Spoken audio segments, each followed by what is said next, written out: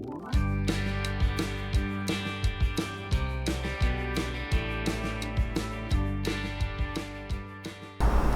everybody, it's Jill for today. Thanks a lot for coming on into my kitchen.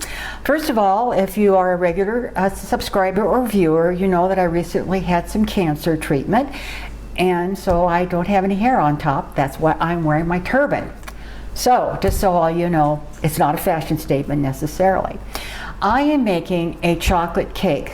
It is the director's birthday coming up, and he absolutely adores chocolate cake. This by far is the best cake I have ever made him, and I have tried a lot of chocolate cakes over the years. It happens to be vegan, and he absolutely adores it. I have a recipe for the full 2 layers. Because that's way too big for us, I've decided to split the recipe. And I know sometimes splitting a recipe in baking can be a mistake. So we're going to find out together, because this is the first time I have split the recipe. So let's go on down to the work bowl here and we will get started.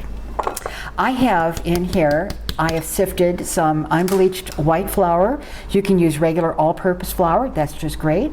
I have some cocoa here, and I'm going to show you the container I use. It is the Hershey's, and I'll show it to you later when I get ready to make the frosting.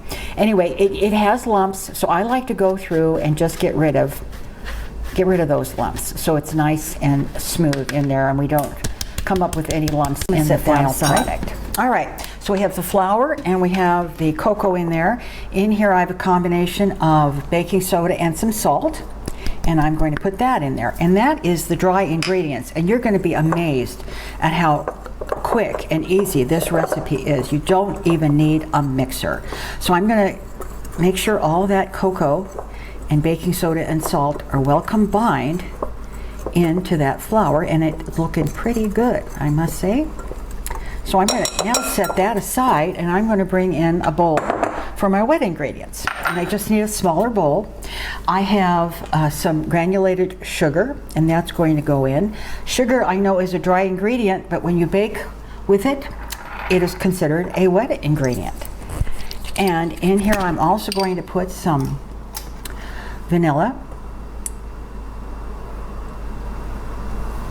and then I've got some white vinegar, and this is what the leavener is for this cake. And I also have some vegetable oil. This happens to be avocado oil. It's a very good oil to use when you're baking. It's a very neutral oil. And some water, and guess what? That is it for the wet ingredients. And I'm going to give these a good whisk and get this all incorporated as best I can. There will be a little separation because you have water and oil.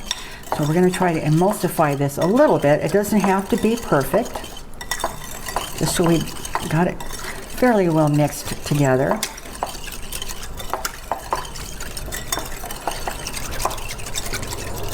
Okay, and now I'm going to bring those dry ingredients back in, and I'm going to pour the wet ones in it, and I'm going to stir this up. And you don't want to, the recipe says don't overmix.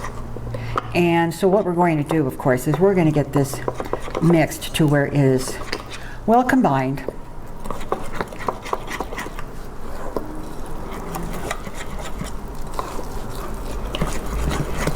And now it's coming together.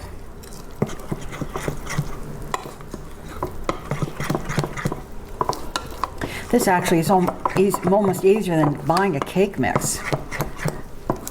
All right, as you can see, I'm going to check into the bottom here and get my spoon cleaned off and make sure all that dry is combined with the wet, and I believe we're there. There's nothing coming off the bottom that looks like it's flour. And I'm going to bring my pan in. As I said, this was a recipe for 2-layer cake, and I have split it, and my calculations are that this goes into an 8x8 pan. I have oiled it and floured it lightly, and I'm going to pour this in. And because this is a vinegar leavening, And with the baking soda, those are the 2 leavening products in there. You don't want this cake to really sit around because it's beginning to activate right now. So we want to get it into the oven so you have the best leavening you can. And that is all there is to it, to putting together this cake. It is now going to go into a 350-degree oven in the center rack, and it's going to cook for approximately 30 to 35 minutes. It depends on everyone's oven, of course. I'm going to check mine at about 28 minutes, and I'm going to do the toothpick test. I'm going to put the toothpick down in the center. If it comes out clean, it's done. I'll take it out and put it on a rack to cool. If it's still a little gummy, I'll put it back in the oven and maybe give it 2 minutes and check it again. So if you find that you're still having a little too much wetness in the center of that cake, I would say 2-minute intervals until you hit that sweet spot where it's done. So it's going to go in the oven. Once it's done, I'll bring it back so you can see what it looks like before the frosting. We are back, and this cake is great. It's done. I'm going to show you what it looks like. Huh? Is that beautiful? It's nice and moist, and it took 33 minutes. Of course, everyone's oven is different. So I'm going to go get the frosting makings, and we're going to start on the frosting. All right, I have in my bowl a half of a cube of vegan margarine. I like to use the Earth Balance sticks. I think they're very good when wanting to do any kind of baking or frosting making. And what I've done here again is I've got a powdered sugar and the cocoa, and I'm going to just sprinkle that in so we have it nice without any lumps.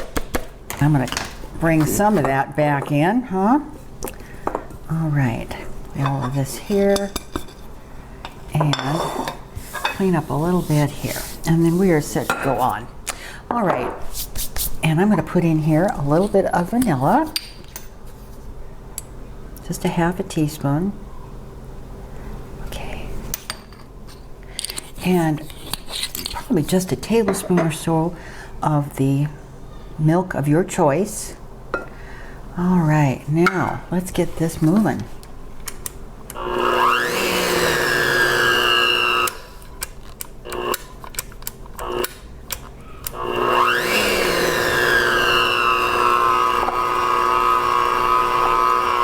And if I find this is a little too thick or stiff, I can add some more milk to it. The powdered sugar, when you think it looks like a lot, lots of times it's not that much. But I'm going to add a little more milk here, and I might need even a little bit more. Alrighty, I'm going to add a little more milk, just a little bit, because I can see that's beginning to thin out. And we want it spreadable. Oh, it smells so very, very good. That is very spreadable. Very nice. Okay, we're going to turn that off. And I'm going to, this is a new mixer for me, so I'm still kind of learning how it works. And that's how those blades come off. And I know someone who's behind the camera right now who's given me the clue that those belong to somebody. So I'm going to set those aside. And I'm going to bring in my beautiful cake. And I'm going to put this all over. Get you so you can see what's going on here. Oh, this looks wonderful.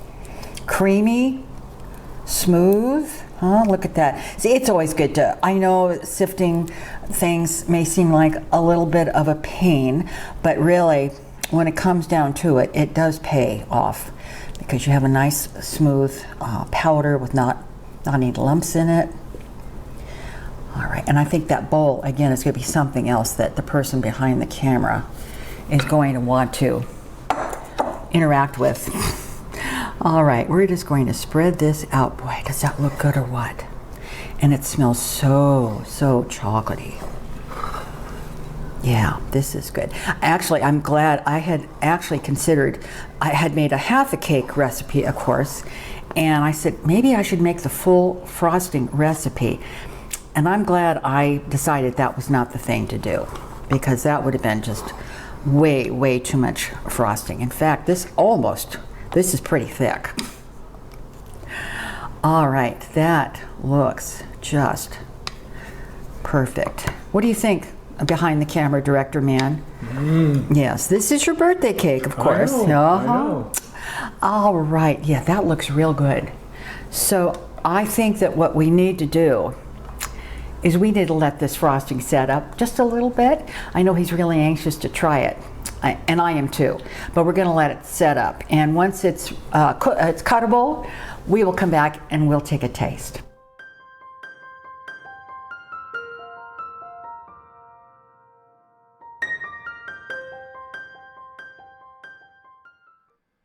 I know as many times as you've had this cake, I know you're very excited to try it. Actually, I had this cake yesterday, but that's a whole other story. All right. So what happened was, he thought he had the camera on, but what he did was he had the camera off. And then when he thought he was turning the camera off, he was actually turning it on. Anyway. Now, this was not a plot, so that I got two pieces of cake. And that's my story, and I'm sticking to it. It was. So. Okay, go ahead. But it is, we're going to tell you what it is. It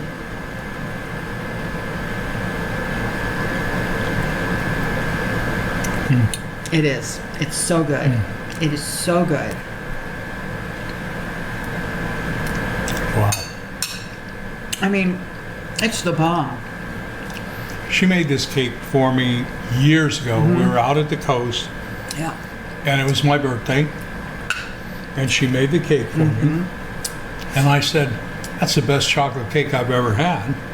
And it's the best chocolate cake I've ever had. It is, and I really have. I've made chocolate cakes over the years. Yeah. You know, he loves chocolate cake. I make it and he goes, I mean, it's okay, Jill, but it's dry or it's, you know, whatever. You know, there's this cake. Very little oil in here. And yeah. No eggs. And, no. And yet it's moist. It's so chocolatey. And the texture. Great texture. And that frosting is just. Wow. It's a winner. All right. You know I'm going to let you finish that. The only thing that's missing is a big scoop of vanilla ice cream. Yeah. Which we're going to have Wednesday. When somebody near and dear to her heart turns 75 years old. Poor thing. I'm sorry. I'm not as sorry as I am. But all right. Anyway, this cake is Got to try it. Got to try it. The recipe's down below in that description box. Got to try it. All right, well, thanks a lot for watching. Tell your friends. I'm kind of getting back on track with cooking. You know, this cancer's kind of, you know, taking a little zip out of my life, but I'm getting there. And I might share that. No, it's yours. We'll see y'all. Thanks a lot. Bye-bye. Thanks for watching. Bye-bye.